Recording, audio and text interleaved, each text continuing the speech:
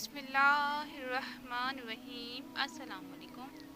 سیرت النبی صلی اللہ علیہ وآلہ وسلم۔ آج کا عنوان ہے نماز کی ابتدا۔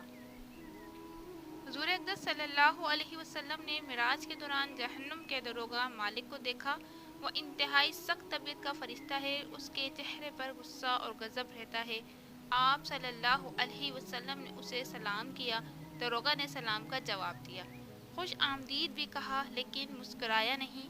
اس پر حضور نبی کریم صلی اللہ علیہ وسلم نے جبرائیل علیہ السلام سے فرمایا، یہ کیا بات ہے کہ میں آسمان والوں میں سے جس سے بھی ملا اس نے مسکرا کر میرا استقبال کیا، مگر داروغہ جہنم نے مسکرا کر بات نہیں کی۔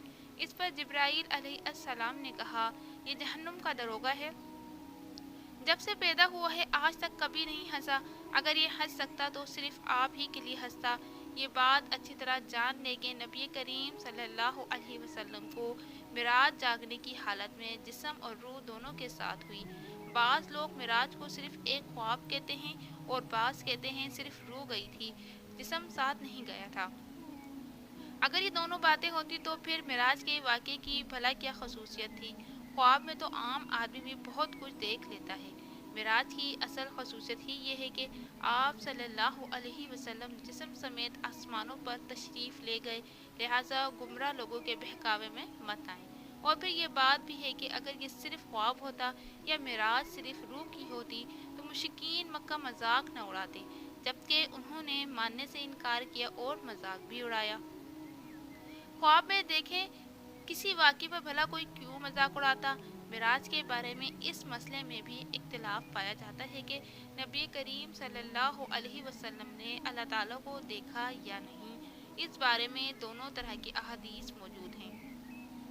اس معاملے میں بہتر یہ ہے کہ ہم خاموشی اختیار کریں، کیونکہ یہ ہمارے اعتقاد کا مسئلہ نہیں ہے۔ نہ ہم سے قیامت کے دن یہ سوال پوچھا جائے گا۔ حضور نبی کریم صلی اللہ علیہ وسلم اللہ تعالیٰ سے ہم کلامی کے بعد آسمانوں سے واپس زمین پر تشریف لے آئے۔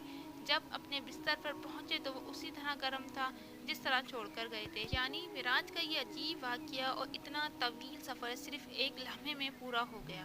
یوں سمجھے کہ اللہ تعالیٰ نے اس دوران کائنات کے وقت کی رفتار کو روک دیا، جس کے باعث یہ معجزہ نہایت تھوڑے وقت میں مکمل ہو گیا۔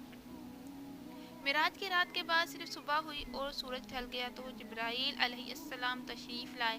انہوں نے امامت کر کے آپ صلی اللہ علیہ وسلم کو نماز پڑھائی تاکہ آپ کو نمازوں کے اوقات اور نمازوں کی کیفیت معلوم ہو جائے۔ معراج سے پہلے آپ صلی اللہ علیہ وسلم صبح و شام دو رکعت نماز ادا کرتے تھے اور رات میں قیام کرتے تھے، لہٰذا آپ صلی اللہ علیہ وسلم کو 5 فرض نمازوں کی کیفیت اس وقت تک معلوم نہیں تھی۔ جبرائیل علیہ السلام کی آمد پر حضور صلی اللہ علیہ وسلم نے اعلان فرمایا کہ سب لوگ جمع ہو جائیں، چنانچہ آپ صلی اللہ علیہ وسلم نے جبرائیل علیہ السلام کی امامت میں نماز ادا کی اور صحابہ کرام رضی اللہ تعالیٰ عنہم نے آپ کی امامت میں نماز ادا کی۔ یہ ظہر کی نماز تھی، اسی روز اس کا نام ظہر رکھا گیا، اس لیے کہ یہ پہلی نماز تھی جس کی کیفیت ظاہر کی گئی تھی۔ چونکہ دوپہر کو عربی میں ظہیرہ کہتے ہیں، اس لیے یہ بھی ہو سکتا ہے یہ نام اس بنیاد پر رکھا گیا ہو کیونکہ یہ نماز دوپہر کو پڑھی جاتی ہے۔ اس نماز میں آپ نے 4 رکعت پڑھائیں اور قرآن کریم آواز سے نہیں پڑھا۔ اسی طرح عصر کا وقت ہوا تو عصر کی نماز ادا کی گئی۔ سورج غروب ہوا تو مغرب کی نماز پڑھی گئی۔ یہ 3 رکعت کی نماز تھی، اس میں پہلی 2 رکعتوں میں آواز سے قرات کی گئی، آخری رکعت میں قرات بلند آواز سے نہیں کی گئی۔ اس نماز میں بھی ظہر اور عصر کی طرح حضرت جبرائیل علیہ السلام آگے تھے۔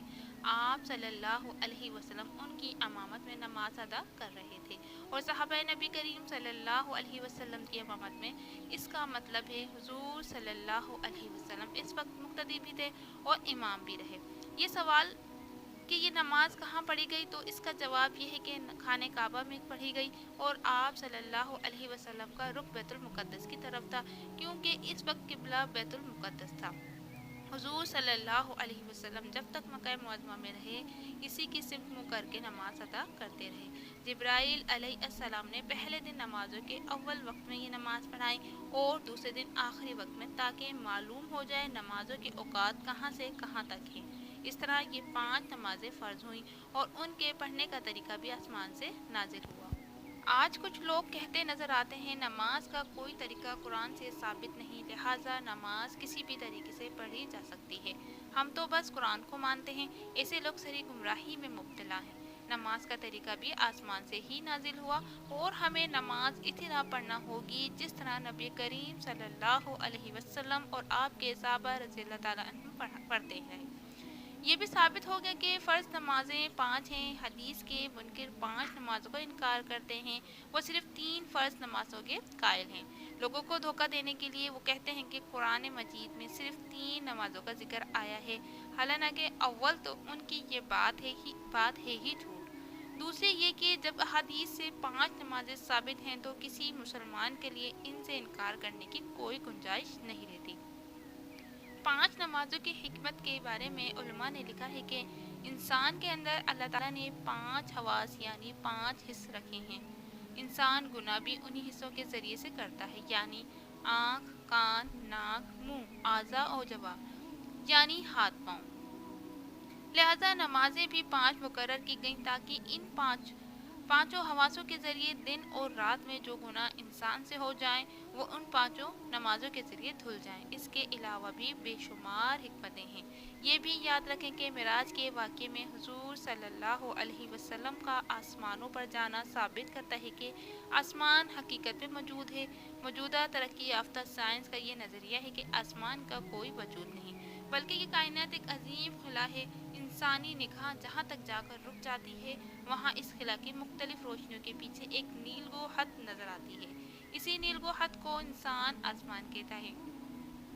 لیکن اسلامی تعلیم نے ہمیں بتایا ہے کہ آسمان موجود ہے اور آسمان اسی ترتیب سے موجود ہے جو قرآن اور احادیث نے بتائی ہے۔ قرآن مجید کی بہت سی آیات میں آسمان کا ذکر ہے، بعض آیات میں 7 آسمان کا ذکر ہے۔ دن سے معلوم ہوتا ہے کہ آسمان ایک اٹل حقیقت ہے، نہ کہ نظر کا دھوکہ۔ الحمدللہ معراج کا بیان تکمیل کو پہنچا۔ اس کے بعد سیرت النبی صلی اللہ علیہ وسلم قدم بہ قدم ہم معراج کے بعد کے واقعات بیان کریں گے انشاءاللہ۔ سیرت النبی صلی اللہ علیہ وآلہ وسلم ابھی جاری ہے۔ ویڈیو اچھی لگی ہے تو اسے لائک کیجیے، کامنٹ میں اپنی رائے لازمی دیجیے۔ چینل پہ نئے ہیں تو اس کو سبسکرائب کر کے بیل نوٹیفیکیشن کو آن کر لیجیے۔